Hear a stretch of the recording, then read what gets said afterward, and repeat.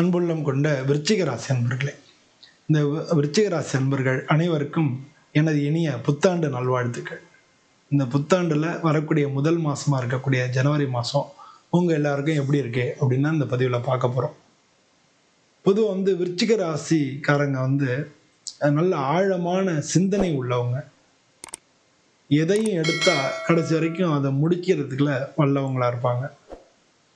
அந்த மாதிரி அந்த மாதிரி உங்களுடைய எண்ணம் இருக்கும். இதையும் முடிச்சிடணும், எடுத்த காரியத்தை முடிச்சிடணும் அப்படின்னு சொல்லி. ஒரு சில விஷயங்களை வெளியில் சொல்ல மாட்டாங்க, ரகசியமாக மனசுக்குள்ளே வச்சு அந்த காரியத்தை சக்ஸஸ் பண்ணக்கூடியவங்களாக இருப்பாங்க. பல பேர் உளவுத்துறையில் இருக்கிறவங்கலாம் இந்த ராசியில் இருக்கிறவங்க நிறைய பேர் இருக்கும். அதனால் ரகசியத்தை காக்கக்கூடியவர்கள் அப்படின்னு நம்ம சொல்லலாம். ரொம்ப ரேராக ஒரு சில பேர் அந்த ரகசியங்களை சொல்லக்கூடாத இடங்களில் சொல்லி மாட்டிக்கிறதும் உண்டு இந்த ராசிக்காரங்கள். இந்த ராசிக்காரங்களுக்கு இப்போ சுக்கிரன், சூரியன், செவ்வாய், புதன் இந்த 4 கிரகமும் உங்களுக்கு 2வது வீடான உங்களுக்கு 2வது வீடான தனுசு ராசியில் ஜனவரி மாதம் 13ஆம் தேதி வரைக்கும் இருக்காங்க.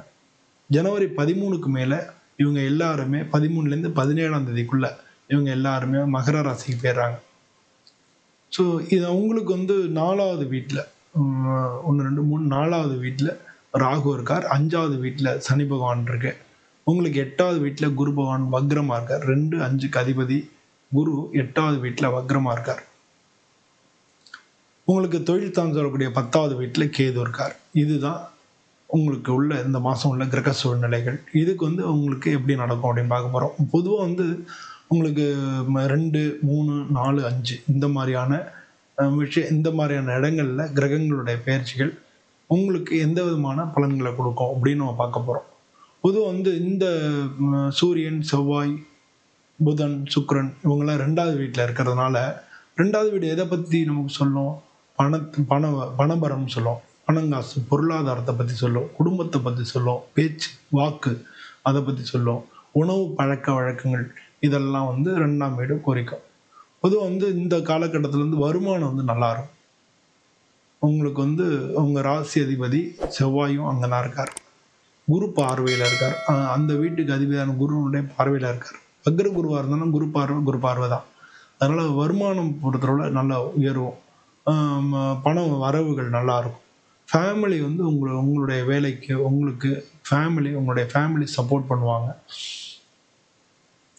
இந்த காலகட்டத்தில் இந்த பணம் வருது இல்லையா, அப்போ சேவிங்ஸ் பிளான் பண்ணுறதுக்கு இது ரொம்ப நல்ல டைமாக இருக்குது. பொதுவாக உங்களுடைய வார்த்தைகளுக்கு நல்ல மரியாதை இருக்கும்.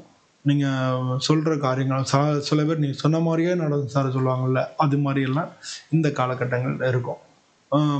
ஆனால் கடுமையாகவோ கோபமாகவோ பேசுகிறத நீங்கள் தவிர்த்துக்கணும். வாக்கில் கொஞ்சம் ஜாக்கிரதையாக இருக்கணும். அவசரப்பட்டு வார்த்தைகளை விட்டுறக்கூடாது. நான் ஏற்கனவே சொன்னேன் இல்லையா, சொல்லக்கூடாத இடங்களை சொல்லக்கூடாத விஷயங்களை நம்ம பேசிட்டோம்னா அதுவே நமக்கு பிரச்சனை ஆகிடும். அதனால் பேசும்போது வார்த்தைகளில் நீங்கள் கவனம் வச்சுக்கணும். குடும்பத்தை பொறுத்தளவு நல்ல சந்தோஷமான நிகழ்ச்சிகள் நிறையா இருக்கும். குடும்பத்தில் சுப நிகழ்ச்சிகள் நடக்கிறதுக்கான வாய்ப்புகள் நிறையா இருக்குது. இருந்தாலும் குடும்பத்தில் சின்ன சின்ன மிஸ் அண்டர்ஸ்டாண்டிங்ஸ், வாக்குவாதங்கள் வரத்துக்கும் வாய்ப்புகள் நிறையா இருக்குது. அதையும் நீங்கள் கவனத்தில் வச்சுக்கணும். அதனால் பேச்சில் கொஞ்சம் கவனம் இருக்கணும். அனாவசியமான வார்த்தைகள் விட்டுறக்கூடாது. நம்மளை அறியாமல் விடக்கூடிய வார்த்தைகள் நமக்கே பேக் ஃபயர் ஆகிடும்.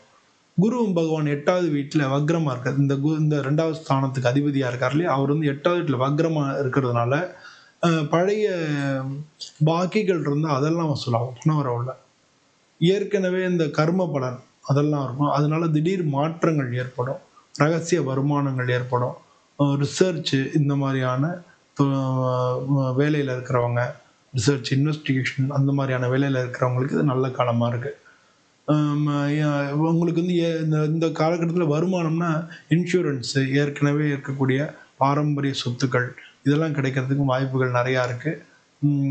நல்ல பேஷண்ட் இந்த காலகட்டத்தில் நல்ல அமைதி, பொறுமை, நிதானம் அது ரொம்ப முக்கியம். அவசரப்படாமல் எல்லா காரியமும் பண்ணிட்டு வந்தீங்கனாலே உங்களுக்கு எல்லா விதத்துலேயும் நன்மையாகவே இருக்கும். 8வது வீட்டில் குரு பகவான் இருக்கார், 2வது வீட்டுக்கு அதிபதி. அதனால் நீ பேச்சில் கவனம் செலுத்தணும். அதனால் எதுலேயுமே பொறுமை, நிதானம் அதை கடைப்பிடிக்கணும்.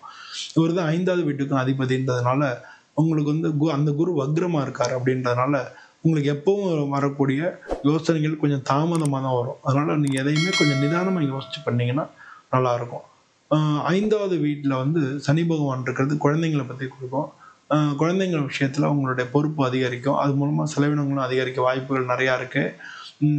அதனால் வந்து குழந்தைங்க மேலே கொஞ்சம் கவனம் வச்சுக்கோங்க. ரொம்ப நாள் லாங் டேர்மாக நீங்கள் சேர்க்கறதுக்கு இப்போ வந்து வீடு வாங்கணும், கார் வாங்கணும், அதனால நான் சேவிங்ஸ் பண்ணி வாங்க போகிறேன், இல்லாட்டினா வந்து ஒரு பாலிசி போடுறோம் 10 வருஷத்துக்கு, இல்லை மியூச்சுவல் ஃபண்ட்ஸில் போடுறோம் 5 வருஷம் 10 வருஷம் இல்லை 15 வருஷம் அப்படின்னு சொல்லி, இது மாதிரி லாங் டேர்ம் இன்வெஸ்ட்மெண்ட்டுக்கு இந்த காலம் ரொம்ப ரொம்ப நல்லா இருக்குது. ராகுபவன் உங்களுக்கு 4வது வீட்டில் இருக்காரு. அதனால வந்து வீடு, நிலம் இதெல்லாம் வாங்குறதுக்கோ இல்லை விற்கிறதுக்கோ இல்லை இடம் மாறுறதுக்கோ அந்த மாதிரியெல்லாம் வாய்ப்புகள் நிறையா இருக்குது.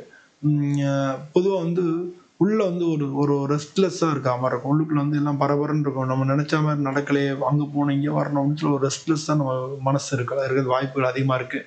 கேது வந்து உங்களுக்கு தொழில் ஸ்தானத்தில் இருக்கிறதுனால வேலையில் வந்து உங்களுக்கு ஒரு சலிப்பு தட்டும். வேலையில் வந்து ஒரு திருப்தியே இல்லாத கண்டிஷன்ஸ் இருக்கும். நீங்கள் ஒன்று நினைக்க அவங்க வேற வேலையில் வந்து உங்களுக்கு இடைஞ்சல் கொடுக்குறாங்க, இல்லை உங்களுக்கு வந்து வேலையில் நீங்கள் வேலை பார்க்குற ரெகக்னிஷன் இல்லை வேலை பார்க்கறதுக்கே பிடிக்காத ஒரு சூழ்நிலைகள் இதெல்லாம் இருக்கும். உங்களுக்கு அங்கீகாரம் வந்து கிடைக்கிறதுக்கே லேட் ஆகும்.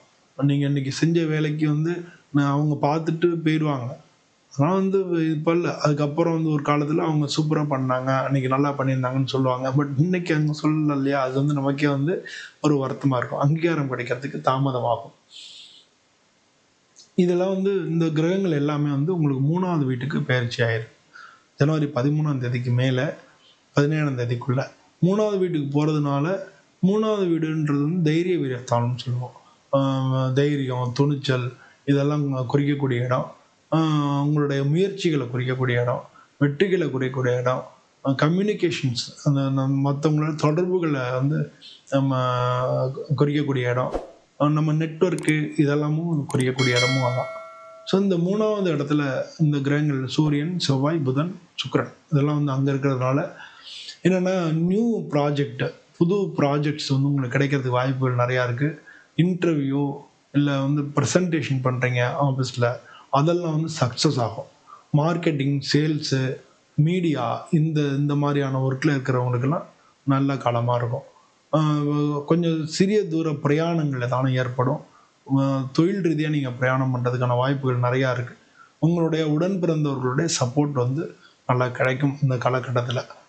பொதுவாக வந்து உங்களுக்கு ஷோல்டர் பெயின், கை வலி, இந்த தோள்பட்ட வலி இதெல்லாம் வரதுக்கான வாய்ப்புகள் நிறையா இருக்குது.